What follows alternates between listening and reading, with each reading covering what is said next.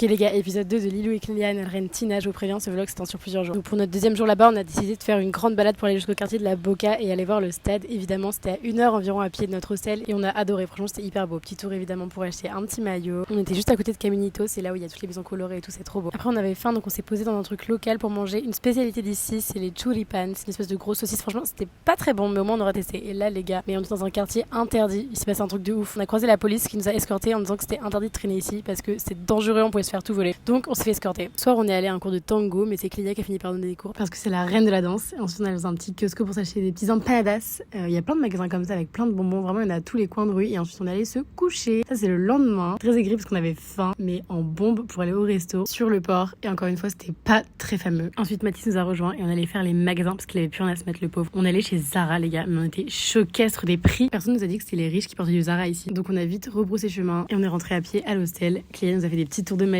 sur le rooftop. C'était grave cool. Ensuite, on a mangé un truc à l'auberge et c'était soirée karaoké, les gars, notre meilleure soirée. Regardez-moi la reine de la soirée, encore une fois. Clélia a fait le show toute la night. C'était incroyable. Ok, on a un peu monopolisé le micro, mais franchement, on a mis l'ambiance. Et ensuite, les gars, on s'est laissé embarquer dans un traquenard de soirée avec notre pote Alex. Il y avait un concert de hard rock en live. On était en mode rock and roll et c'était grave marrant. C'était notre dernière nuit à l'auberge. Donc, le lendemain, on s'est pris un petit brunch avant de retourner prendre nos affaires pour récupérer notre Airbnb, les gars. On attendait que ce moment. On était dans le quartier de Palermo cette fois. On a rencontré Hugo, notre agent de sécu, et nous voilà arrivés dans l'appart. On était tellement émus. Après 3 nuits à l'auberge, on savourait vraiment ce moment. Notre premier réflexe a été de visiter le rooftop avec jacuzzi, sauna, hammam, salle de sport, piscine, barbecue. Les gars, c'est Gucci là. Donc on a pris le temps de s'installer, on a pris une douche et on allait faire nos premières courses pour les prochains jours chez Dia. Il y avait très peu de choix, c'est un peu déroutant mais bon, on va s'habituer. Et puis les gars, premier sunset depuis qu'on est arrivé ici, c'était magnifique. Il y avait beaucoup de vent mais on a trop savouré. Quel kiff. Ensuite on a fait une petite pause lol qui ressort avant de ressortir dans le quartier de Palermo, notre nouveau quartier. On a mangé des tapas et on allait se coucher. Bisous.